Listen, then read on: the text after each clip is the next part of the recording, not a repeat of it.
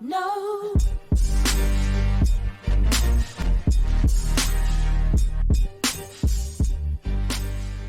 Živijo, sva Davor in Andraž iz The Sweet Tech TV. Živijo. In danes bova na hitro predstavila ene par pretočnih storitev za predvajanje muzike.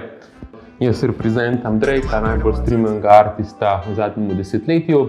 Zdaj, ko je korona spet udarila nazaj, ste verjetno veliko doma, veliko poslušate muziko, pa maybe hočete tudi vedeti, kje lahko dobite vso muziko na enem mestu, tisto, kar želite poslušati.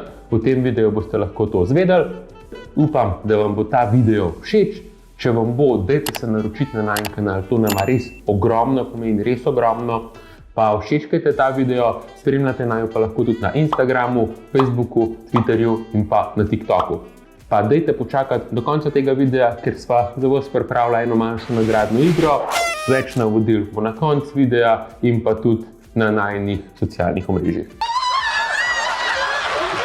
Pa poglejmo, kaj imamo na voljo, ne? Kaj?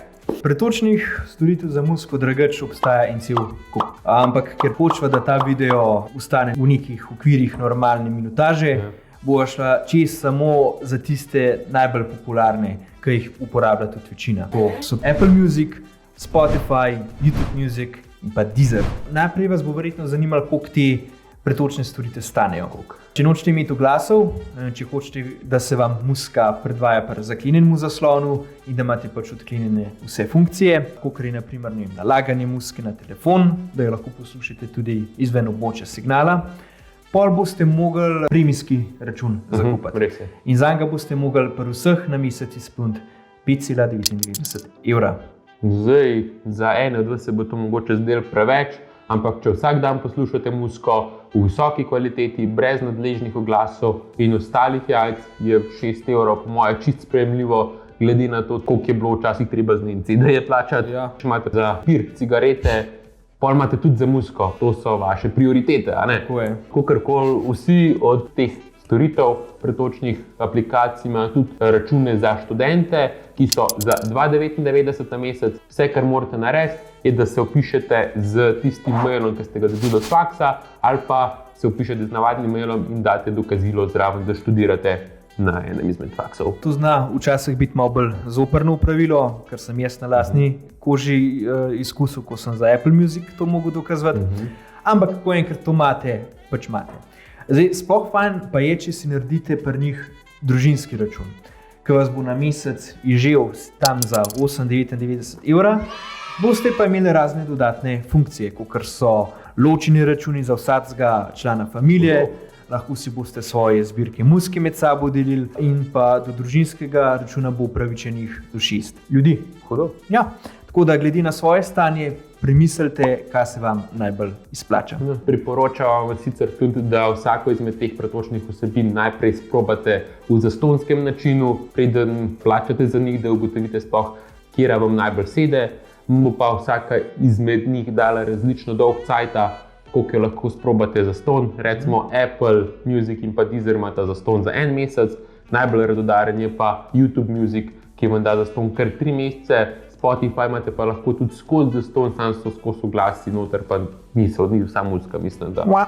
Zdaj, vse 4 pretočne storitve imajo k sreči širok nabor v svojih glasbenih zbirkah. Po grobih ocenah imajo od 40 do 50 milijonov pesmi. Ja. Eni te cifre povejo javno in se z njimi hvalijo, drugi so malo bolj zadržane. Je pa tako, da če ne najdete na njih gor svoje pesmi, pol gre za neko zelo nično pesem. In je vaša najboljša šansa, da še zmeraj poslušate na starem dobrem YouTubeu. Ja, recimo, goveje muzike ni veliko na Spotifyju. Ne. Prek teh pretočnih storitev lahko poslušate tudi radijske oddaje, oziroma kakor jih v svetu bolj poznajo pod drugim imenom podcasti. Ja, pri podcastih se še bolj poznajo razlike med tem, koliko so založeni. Spotify je v zadnjem času pušil to smer, da dodaja podcaste v svojo ponudbo in ima kar nekaj ekskluzivnih radijskih oddaj, kakor je recimo svetovno znani Joe Rogan Experience, YouTube Music pa po drugi strani glede tega ni toliko preskrbljen. Če pa hitro pogledamo še vsako izmed njih posebej. Spotify je najbolj popularen od vseh, z največ uporabniki, po mojem tudi. Sicer je k nam prišel šele letos, 14. julija, jaz sem ga sicer prej že na malo nenagalen način. Poznan je po tem, da je njegova umetna inteligenca dobra za ustvarjati tedenske sezname, predvajanja, tedenske playliste, mikse, ki so načeloma ful dobro sestavljeni, vsaj po mojih lastnih izkušnjah, pri tem pa tudi spremlja vaše vzorce poslušanja in proba optimizirati vašo poslušalno izkušnjo in s tem vam najboljšo ponudbo muzike, ki je trenutno nudila. Je pa res, da marsikdo pač ni bil vesel v zvezi s posodobitvami od Spotifyja v zadnjih mesecih, ker so mu odzeli marsikero zelo priročno funkcijo. Spotify se je v zadnjih cajtih tudi spravil v boj z Appleom glede monopola v App Storeu, ki so ga omenjala v najnem videu od Fortnita, link bo nik tukaj zgore, si pogledajte, lepo prosa.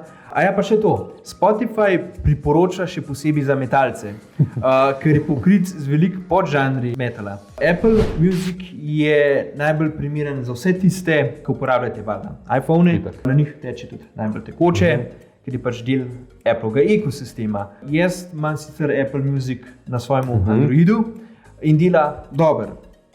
Večino cajta, kadar se mu pač ne sprdne in se mu začne fuzlati in vsa stvar zašteka. YouTube Music je močen pri videospotih in pri prenosih v živo.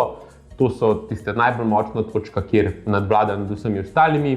Ima pa še nekaj poporodnih krčev, ker zdaj tudi je v procesu menjave iz Google Play Music na YouTube Music, da bo kot glavna aplikacija za muziko od Googla. Nima najbolj še izpiljenih kakšnih uporabnih funkcij, kot je na primer odkrivanje nove muzike.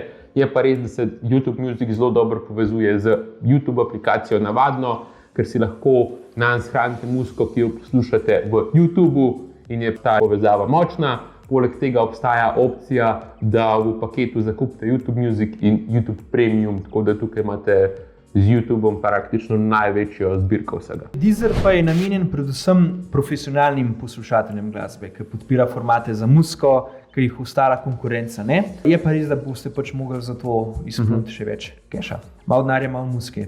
Poleg tega je poznat tudi po tem, da za predvajanje muzike porab več podatkov, kot vse ostale storitve. Ampak na račun tega boste seveda s primerno opremo zraven poslušali res obogateno glasbo z več podrobnostmi in če ste audiofil, DJ ali pa nekdo, ki se res rad poglablja v svet muzike, pol je Deezer najboljša izbira za vas. Same uporabne informacije. Glih zato ima Deezer veliko ljudi za res edino spodobno nadomestilo Spotifyu. Je pa res, da je pač v določenih državah omejen z naborom dostopne muzike, v posebnih regijah, kot je pač to pri vseh aplikacijah nažalost.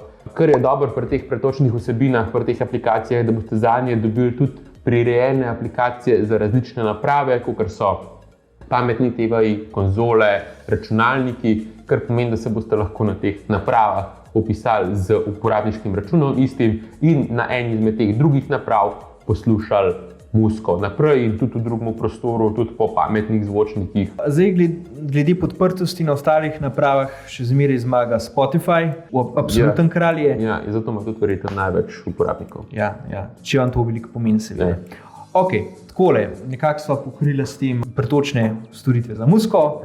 Iva, da je pač dosti drugih zunnikov, kar so, ne vem, Amazon Unlimited pa Tidal, samo da prvi pri nas še ni podprt in tudi ne veva, da bo podprt. Za Tidala pa je danes nažalost malo zmanjkalo cajta, sorry Tidal, mogoče v kakšnemu drugemu videu, povejte nama dol v komentarjih, če bi hotel kaj takega imeti. Ja, pa preden greva, ker sva nedavno dosegla 500 subscriberov, 500 naročnikov, so se odločila eno manjšo nagradno igro narediti za vas, da sva po zahvalo radodarna in vam bova podarila en FM sprejemnik za v avto, da boste lahko tudi, če nimate pametnega radia v avtu, poslušali muziko prek ene izmed teh pretočnih vsebin na telefonu in boste tudi med vožnjo lahko pel pa dancali zraven.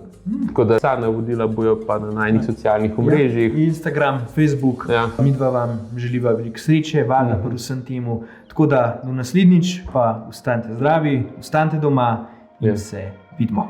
Veliko sreče, hvala za ogled, pa se vidimo. Čau!